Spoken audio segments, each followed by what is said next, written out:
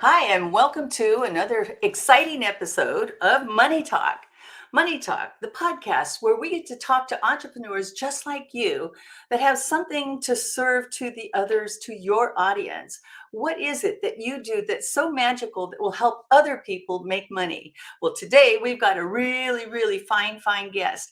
Not that any of our other guests have not been fine, but this is particularly interesting. And I know that you're going to want to stay tuned because today, we're going to get into not only business coaching, but mindset mentoring and mindset mentoring that comes from theta healing. Now, I know many of you are thinking, what the heck is theta healing? Well, we're going to find out. So, I have two things that I want you to do right now. One is if you like what you hear, share it. Don't keep it to yourself. And be sure to stay tuned because we'll be right back. Linda gave me the courage, the confidence to move forward. And after I was finished with Linda K's training, I was at the next level. It's Linda K. But when you trust that piece of you that says, I got something to give, I have something to say, you know you've got something to do. Get on your feet, shake your hands in the air. Welcome to the stage, Linda K.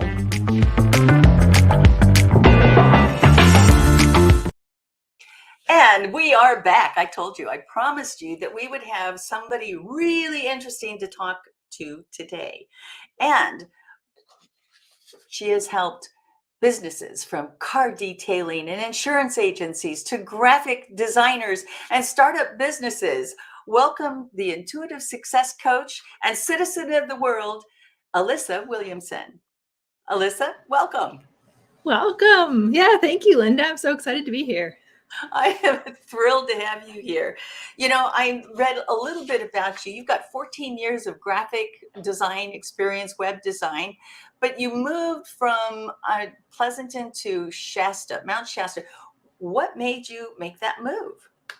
So I actually went from the Bay Area, Pleasanton, up to Eugene for a couple of years and then down to Mount Shasta as well. So I got to enjoy the Pacific Northwest. I love the Pacific Northwest, but was there something specific about Mount Shasta? Because Mount Shasta, for those of you that are not familiar with this area, is an area in Northern California, but also considered to be a power center. So it's known for a lot of vortexes too. So my parents actually moved here after having property up here for years, and my husband and I visited, and he's like, I want to live here. I want to be in the mountains. He's a mountain guy. And I'm all about having passive income and rental properties. And I was like, as long as we can buy a house and we fix it up, I don't mind moving here. So he wanted the location. I wanted the rental property. And we are living in a great 1926 house that we fixed up, and just love the energy here and the sunshine after being in the Pacific Northwest. So yeah, the Pacific Northwest, people think, oh, well, you know, it's a little rainy. It's a lot rainy, isn't it? A little gray too. Yeah. The grayness gets to you. It could get to you. Now, you said something interesting about passive income. What did you do with it? Did you leave a house behind and now rent that out? Or did you take and buy a house where you are now and rent out a portion of it? Yes. So in my early 20s, I read Robert Kiyosaki's Rich Dad, Poor Dad. And I was like, yep, I want to buy assets. I played his game. So I had a house. His board game, for those listeners, not like you were playing playing Robert. Yeah, there's a board game. There's a board game he and Kim had created, teaching the concept. And so that was something I did in my 20s. So yes, I had one rental property up there, and then the house we were living in. And so when we moved down here, we're living in this solely, but now have two rental properties up in Eugene, Springfield area. Oh, that is fantastic. And, you know, a lot of people don't think about how important it is when you're starting a business. You know, last time I checked, it costs money to start a business. And so having having passive income, meaning income that's coming in rain or shine, is so important to an entrepreneur. Would you agree? Oh, yeah. And I'm all about creating passive income. I'm all about multiple streams of income, but you have to do it strategically too. and not just try and do everything all at once. Now, Alyssa, you've been working with women entrepreneurs over the last 6 years. What would you say the biggest challenge to women entrepreneurs is? I would say it's a lot of we're females, and the business world is just masculine. That's just the way it is. It's a lot of do, go, go, go. And I was guilty of this too, where I fell into the trap of, it's called hustle culture now, but like just, I had to over deliver, work all the time. And so a lot of women, I've had to be like, what do you do for fun? What's your self-care? What's your morning routine? Like, let's get back out of the daily tasks. Isn't it fun to work 24/7? Yeah. Oh, when you love your business, it's easy to be like, well, I love my business, and I've been there. But at the same time, yeah, like you work to have a lifestyle. So I spend a lot of time with my clients also going back to not only how much money are you making, but what's the lifestyle you're creating? What do you do? What are you passionate about? And what do you want more of in your life? Why is that so important? Because that's how you truly live your best life and fullest life. It ties into, so a piece of what I also do is activating my clients' intuition, getting them more connected to their intuition. And when you are aligned with your intuition and you know your purpose and passion, it can come into your business. So your business can be more fulfilling, but it also comes in other areas of your life. Do you love to travel? How can you fit travel into your business as well? Have you built a business that you can't travel and now you need to look at how to do it differently? So if you're not having fun, if you're not doing your passion and your purpose, you're eventually going to burn out. And so it's how to create a sustainable business while doing all of these things that you want to experience in life. So you're talking about work-life balance, and I think as women, we tend to feel like we need to do more, like we need to prove ourselves somehow, some way, that in some meanful or maybe insignificant way, that we need to be doing more because we don't feel like we're enough. Mm-hmm. And actually my first business, the graphic design marketing that I started, was straight out of college in my 20s. And so I had that sort of barrier of, oh my gosh, I'm young, I'm female, I have to do better than everyone else to prove that I'm worthy of having clients, to prove that I'm worthy of having a business and making money too. And so I put up a front, not a front like a false front, but I just put up a very professional front and had to achieve more to prove to myself, I guess, that I was good enough to have a business and good enough to succeed in the Bay Area tech world. Right? Because there's no competition there in the Bay Area, of course, No. and so Yeah. to really stand out and to do other things, we do things that kind of sacrifice our own self-image without really understanding that that's what we're really doing. So it creates sort of a self-sabotage. How does that show up in other business owners? And a lot of it comes down to confidence. So part of it was I was a very new business owner. So a lot of what I experienced and the challenges I made were because I was younger, I had to build confidence, but it shows up in people pleasing. It shows up in type A, high achieving workaholism, where they're like, okay, well, guilty as charged. Yeah. Recovering perfectionist here too. I had to get over that perfectionist part. And so it's all of these things that you have to recognize it. You have to want to change it, and you have to have boundaries. Boundaries and communication are the biggest way to get through it. But first, boundaries, what's that? Yeah, I know. In the beginning, I worked on weekends. I worked on evenings. I got an emergency call. I was answering everything. And now I'm very much, okay, weekends are off limits. I've got times that I do things for work. And when you have boundaries, people respect you more, your clients respect you more, but you also have more peace of mind. You choose the boundaries, but setting that up. Well, you just said an important word, which in boundaries, one of them is just deciding, when am I going to work? Because we're sort of conditioned as an entrepreneur. I thought about how often do entrepreneurs take days off? and something that I was reading about you, you were talking about, even when you took vacations, you took, your laptop with you and you were answering clients and you were doing certain things, having established office hours, or having, the weekend protocol, that this is who you go to first. And if you have to reach out to me, then yes, I will be available. But really, did that come easy? There were a couple things that came in to create that. So yes, in the beginning, I was like, "Oh, I can work from anywhere. I'll go to Cozumel and I'll work in the morning and then go to the beach in the afternoon." Well, yeah, I was in Mexico, but I wasn't really relaxing. I was working with some beach time. Was it because you felt guilty about not working, or that you had some other kind of drive? What was going on that?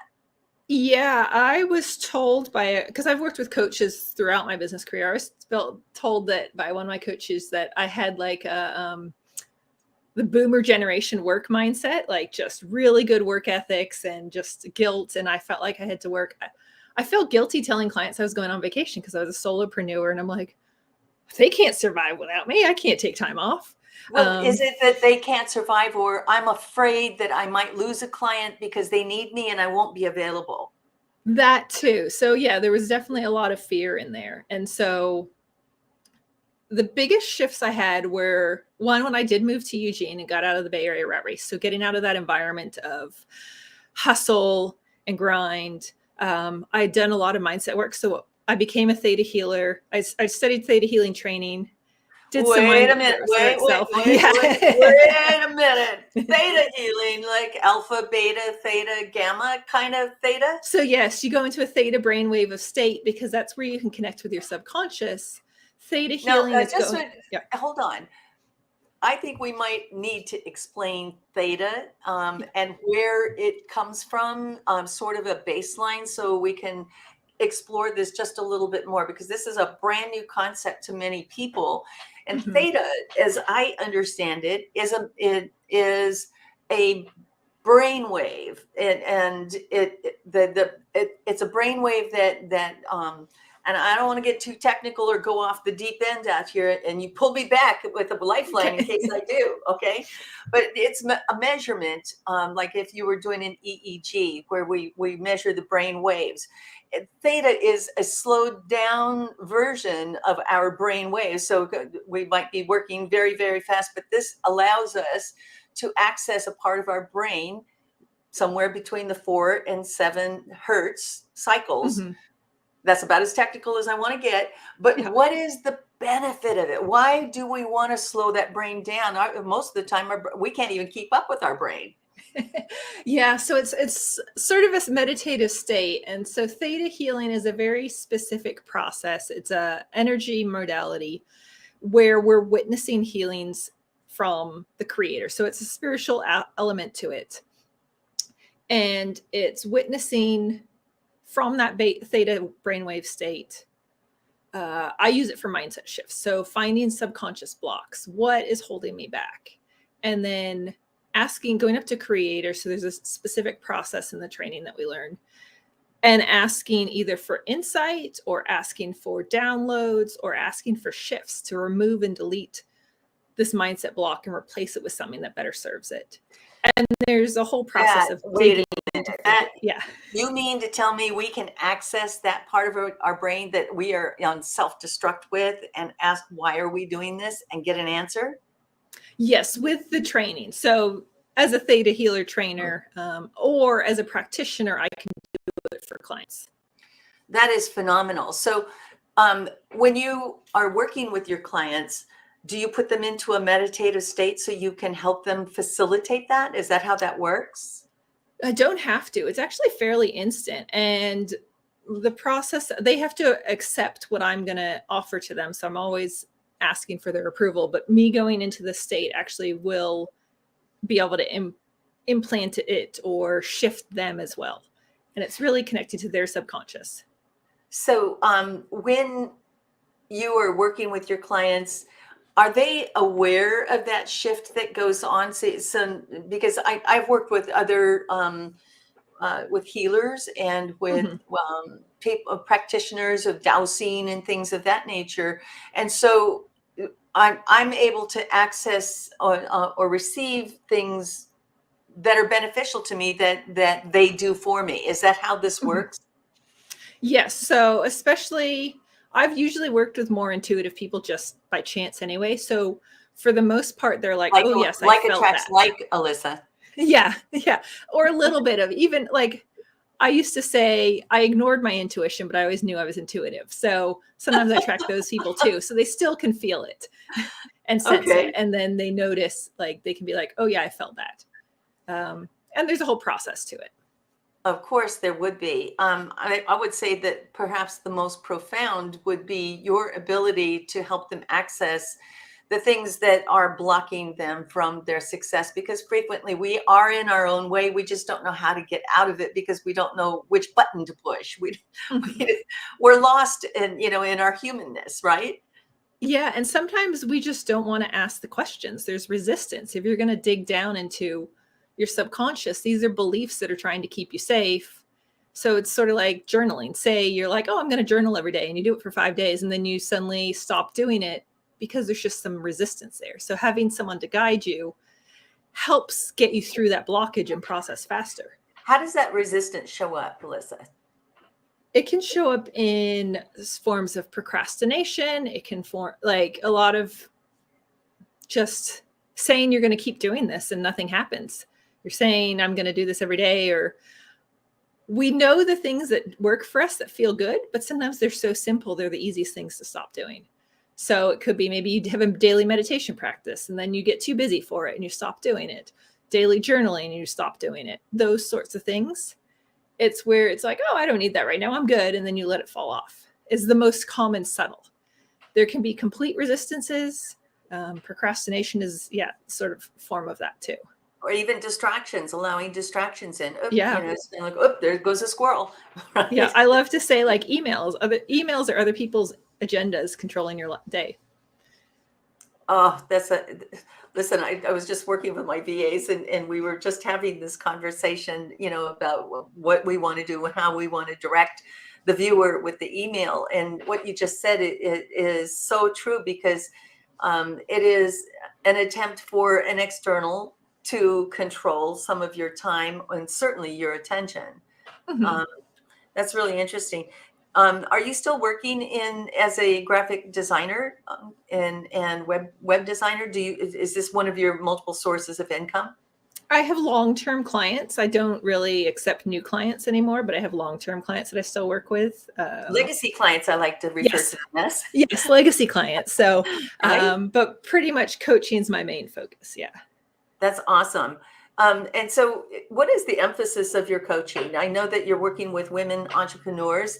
One of the things that caught my attention was the mindset mentor, because, Mm-hmm. Starting a business is tough and keeping that business going is tough. But the mindset, there are so many things that I could talk about mindset. One of them being money, because people have opinions, or things that they grew up with, like money doesn't grow on trees, or the scarcity mindset. Talk to me about how you work with women to overcome some of these challenges. Yes. And so I love this. So everything that I teach my clients is what I needed in my journey to get where I am today, to get through that success and those blocks. And so the foundation of it is mindset and intuition, because that is your subconscious, those are your beliefs. What you believe controls your habits. On top of that, then I layer business strategies and systems, marketing, pricing structure, and then I do high performance habits as the third sort of tripod leg. And so mindset controls the way you show up. There could be like, you could have this belief it's not safe to have money. And that will show up in, for one person, it might be that their business is super successful. They're getting all like thousands of dollars, but at the end of the month, there's still no money because they've spent it all. Or on the other side of that is the person who's struggling to make money because, again, money doesn't feel safe to them and they want to stay safe. So it could be, there's multiple levels from that. There could be generational trauma, past life. It could be even just childhood trauma or beliefs that have been created that cause that. Stay on that for just a moment. When you're working with your clients, let's just use an example of the money mindset. And the money mindset that you were just talking about, where your clients are good at manifesting business, good at manifesting money, but if their mindset isn't aligned with what they are attracting, right? So like you said, the subconscious controls 99% of our activity. That's my dog crawling around back there. So she says, all this talk about money, I think she might have a snack in that bag over there. But when if they're good at manifesting the business, but they're not good at hanging on to the money. As the song goes, there's too much month at the end of the money, right? So they've made the money, but they've gotten rid of the money, right? Because the expenses are still more than the income, or just some people, it's like you just barely pay off those bills every single month, no matter how much money you make, more or less. Isn't that interesting? So what kind of patterns are going in there? It's, you talked a little bit about it could be past life experience, could be family trauma. Usually it's early childhood trauma, isn't it? It can vary. It can be multiple levels, and not always trauma, just maybe something small happened and you created this belief. Like maybe you were trying to get one of your parents' attention and they were busy or dealing with an emergency and they're like, not right now. You could create this belief, oh, I'm not worthy. Even though in that moment they didn't intend any harm, but just because of where you were, you've created this subconscious belief. So it can happen in like past generations. Like there's people where there was times when you had money, it really wasn't safe to be, like there were bandits on the road and you could get attacked and killed. And it could be any of those levels. And so theta healing, the best way to do that is I use muscle testing with clients to find out, we just question, do I have this, like I'll ask beliefs and then yes or no, do they have it or not? Is it blocking them? What level is it on? Really digging down to find out what is the root core belief holding them back so that we can shift it and clear it. That's, the muscle testing. Can you explain to our listeners what muscle testing is and why that's so important that they can actually do it themselves? Yes, they can. I love it. That's what I love about it too, is you can do this on yourself. So muscle testing is, so you have to know what way is north. So you have to figure out where in your vicinity, what way is north. You're going to stand and face north. You have to be well hydrated. So make sure you drink, either you've been drinking water regularly or drink like 8 ounces of water. Stand and face north, be well hydrated, and close your eyes. And you can, for yes answers, you're going to lean forward. For no answers, you're going to lean back. And so you just test that. You could say, show me yes, show me no. Your eyes are closed, like you'll lean back and forth. Or you could be like, my name is Bob, my name is, and then you say your real name. Just testing a positive and a negative so that you know you're aligned, you're getting those responses. And then you could be like, I have the belief that rich people are evil. Test on it. Oh, I have that. Okay, well, I don't want to have that belief because I'm never going to get rich if I think that rich people are evil. And so you just, comes down to probably journaling and just starting to test, where do I feel blocked? Where are there beliefs around this? Hey, I say I want to create this in my business. Just test. Do I have blocks to doubling my income in business? Do I have blocks to this? Do I have blocks to that? Like write down what you want to manifest or create, what your dreams are, and check if you have blocks to that. There's so many ways you can use it. So if I get you correctly, then you pick up your book and say, where do I want to, and write down, what it is that might be a goal. Maybe it's your meditation journal or your business journal, but something that you literally write down that you want to manifest, or you have questions about a block. Is that right? Yeah. So like, hey, I want to get 10 new clients in my business. And then you could be like, do I have a block to getting 10 new clients in my business? As simple as that. And so that process of muscle testing, which you could also do with dowsing, if you're a practitioner of dowsing, or but doing something that gives you that information back. That's the most important stuff, because I think we we as humans tend to be very human and go, yeah, that's just not possible. There's that little, nope, not going to happen. But what you're suggesting is that we do have the answers within, don't we? Yeah. And you could use it for other things too. You could use it on food. Like chiropractors use muscle testing, food allergy practitioners in different formats, but also using muscle testing. So you can use it in any way you want, but it's connecting, in this purpose, it's connecting to your subconscious to find some of those blocks that may be holding you back, even though consciously you're like, I'm ready for everything. I'm so ready for success. But if you have even just one block that's trying to keep you safe, you're going to live it. And it's going to prevent you from going out of your comfort zone, going to this area that your subconscious thinks is scary. So I know that when I was an undergrad, I developed sort of a neurotic aversion to tests. I didn't like tests. And I was terrified of tests, frankly. And I would even do anything possible except take the test. And and that's kind of bad if you're a student, because, if you don't show up for a test or you never get tested, guess what? You're not going to get credit for the course either. And so when that wasn't working for me, and this is just a simple example, I went to go see a therapist about it, and he created an environment for me where I was in this meditative state where it was safe. Now, desensitization is the process that I went through, which was desensitizing me to the idea of a test.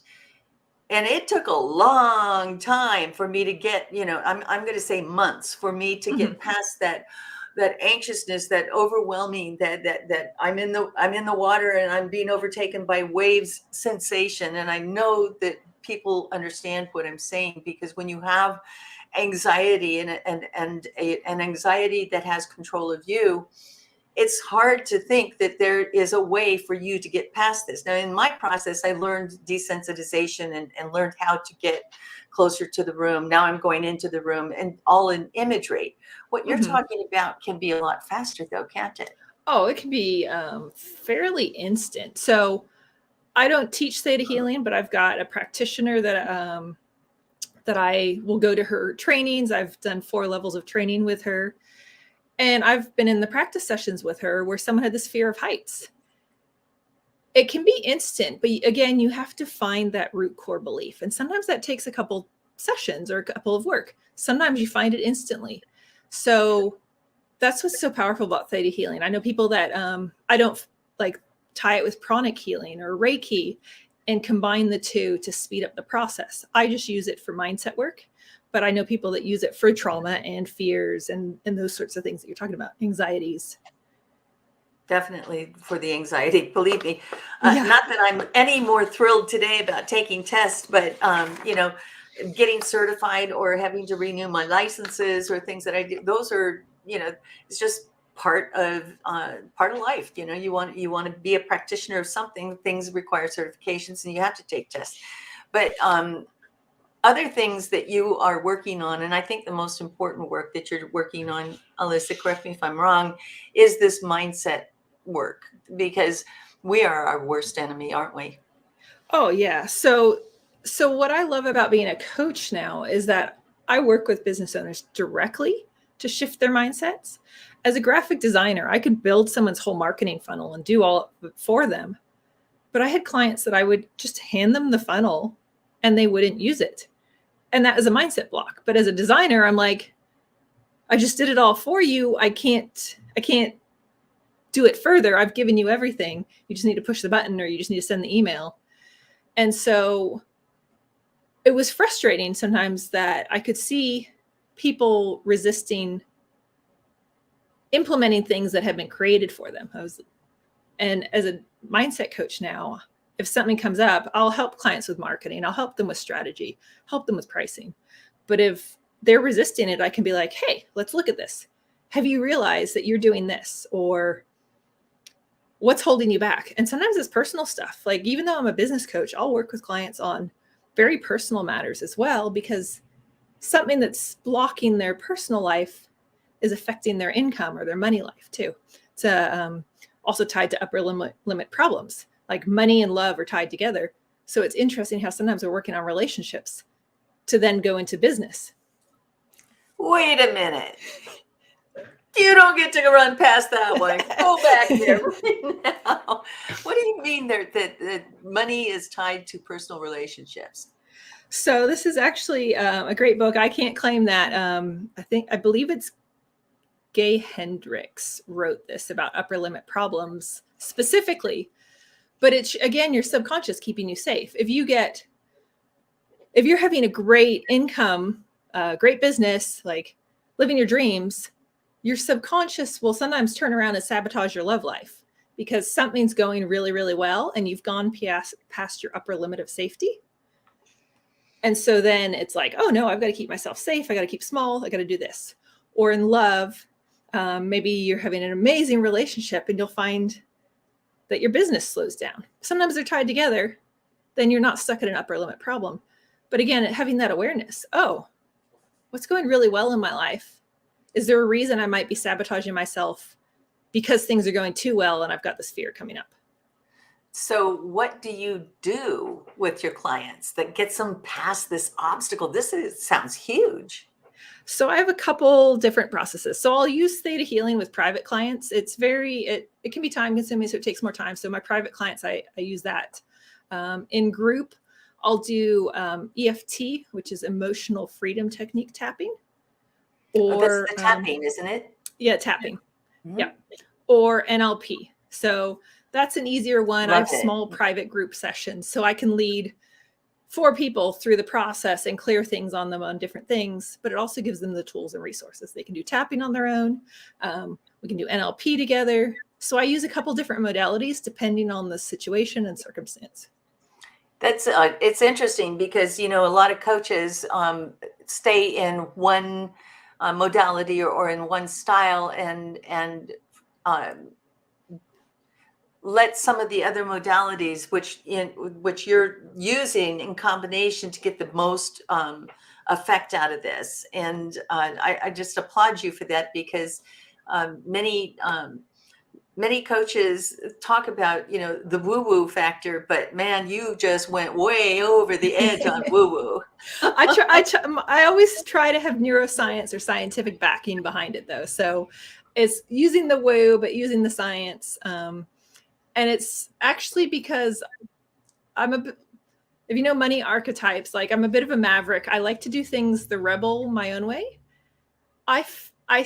What I do is I find the best practices. So like with marketing, I know the best marketing practices. With clearing mindset, I know some of the best mindset practices. But there's not a one size fits all. And so based on the scenario, I'll be like, this is what you need to do. You don't have to do X, Y, Z. Here's the piece that will help you most. So even though I know best practices, I don't force clients down one particular path. I'm like, here's what works best for you. Let's focus on these pieces. So customizing it. I just, when you said that you working in a small group, I think sometimes we can trigger each other or in the small group, because I coach in small groups also, and I like the small group for a couple of reasons. One of them being when somebody is not forthcoming or they're not aware that they're doing something, that they see it in somebody else and they can point it out in them, but they can't see it in themselves, right? Yeah. Or someone will ask a question that a different person either was afraid to, or it didn't occur to them as being important. And then they're like, oh my gosh, I needed that too. Or that that was something I needed to hear. So it often, for me, I found it brings up clarity for the other group members. I haven't really had a lot of triggering, but more so clarity and enlightenment that we can work on something otherwise. Pretty cool. Yeah. Let's go off topic for a second. You are a citizen of the world. You love to travel. How are you able to bring that or manifest that into the coaching and in the things that you do today? So phases of life. Sometimes I get to travel more. Sometimes we're working on a house, or sometimes we're like right now, we're coming close to the end of the big projects, but this house in Mount Shasta has been probably most of our time in the last 2 years. But we did spend 5 weeks in New Zealand in February. So for that, again, boundaries, I told clients, hey, I'm available. I'm working part-time these 2 weeks. And then I'm like, and then I'm off because I'm getting married. So I had a compromise. I got to travel longer. Did you get married in Australia? In New Zealand. So my parents are from there. So most of my family's there.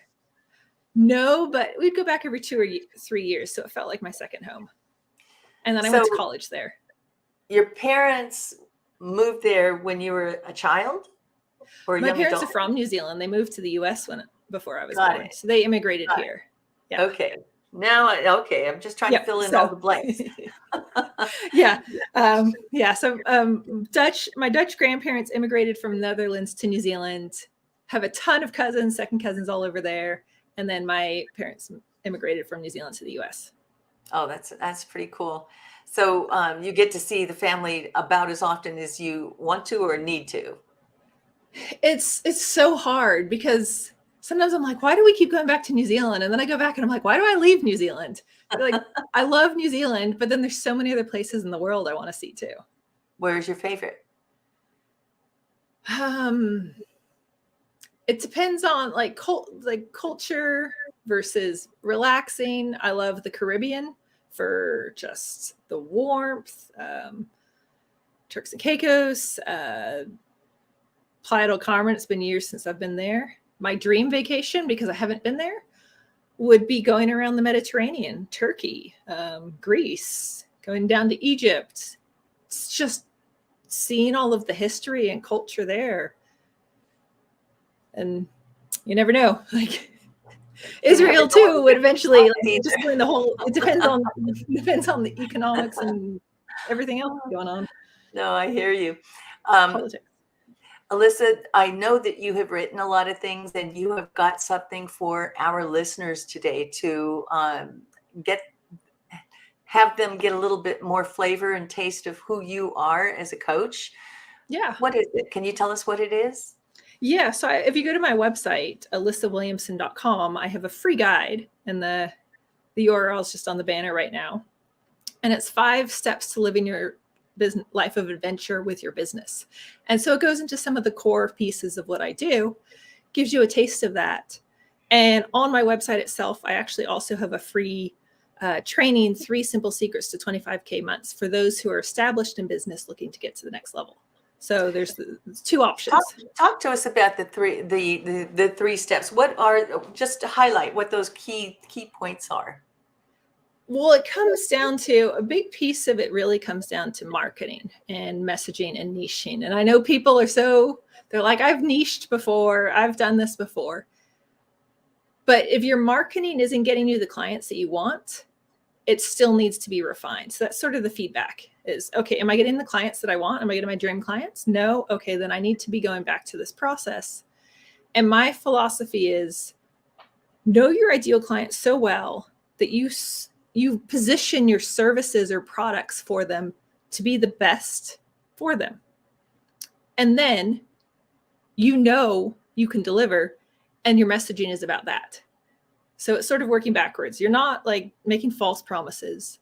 You've crafted your solution so well for your ideal clients that your messaging and your pricing can be based on that value. So in other words, you're saying a $25,000 month would be something that your ideal client is really looking for. So the delivery is in what they are going to receive when they do this. Am I getting that right? Yes, in a sense. I like for monetary value, but I still go back to, what's your dream lifestyle? Like, do you really need 25K months for your dream lifestyle, or are you just chasing it for the money? So it's a balance of, yes, go after as much money as you want, but also let's see what your lifestyle is like, and let's make your business fit your lifestyle. It's so true. So true. So the first is about your marketing and your messaging. Did you cover all 3, or I want to be respectful that I was paying attention? Yeah. Well, it's diving into the specifics of those three and what that looks like and how to present that and create that in your business. Yeah. That's awesome. Well, we're running out of time here, Alyssa. I just want to thank you so much for being my guest today. And all of you listeners, go out to her website, alyssawilliamson.com, and get that free guide. Alyssa, thank you so much for sharing the theta secrets and the money alignment, the mindset, the mentorship and alignment. This has just been golden for us. Thank you. Thank you, Linda. These are great questions, and it was fun to dive into some of these topics. Thank you again. All right, that wraps up another day and another podcast of Money Talk. I hope you enjoyed it. Be sure to like, subscribe, and share this with your friends. Don't keep it to yourself. See you next time. Do you like to talk about money? If you do and you'd like to be a guest, contact me at lindak360.com.